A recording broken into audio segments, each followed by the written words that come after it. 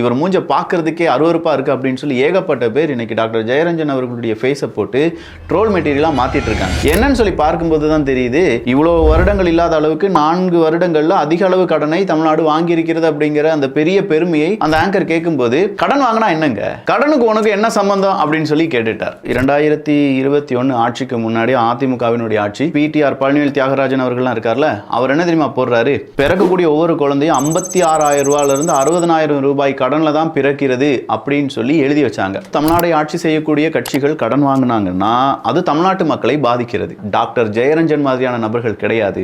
SDG India index 2023-2024 ரிப்போர்ட்டில் 2020-2021 முதல் இடத்துல சண்டிகர் 79 பாயிண்ட்ஸ், இரண்டாவது இடத்துல கேரளா 75 பாயிண்ட்ஸ், மூணாவது இடத்துல Tamil Nadu. 2023-2024 Kerala 79 points, Uttarakhand 79 points, Tamil Nadu 78 points. So இந்த சஸ்டைனபிள் டெவலப்மெண்ட் கோல்ஸ் அப்படிங்கிறதுல 2 ரிப்போர்ட்லையுமே தமிழ்நாடு 3ஆம் இடத்தில் தான் இருக்கிறது. ஆனா ஸ்டாலின் அவர்களுடைய அரசாங்கம் மேலெழுப்பி கொண்டு வந்துட்டு இருக்கு அப்படின்னு சொல்லி ஒரு பெரிய உருட்டை டாக்டர் ஜெயரஞ்சன் அவர்கள் குறிப்பிடும் போது நெட்டிசன்ஸ் அதை போட்டு வெளுத்து வாங்கிட்டு இருக்காங்க.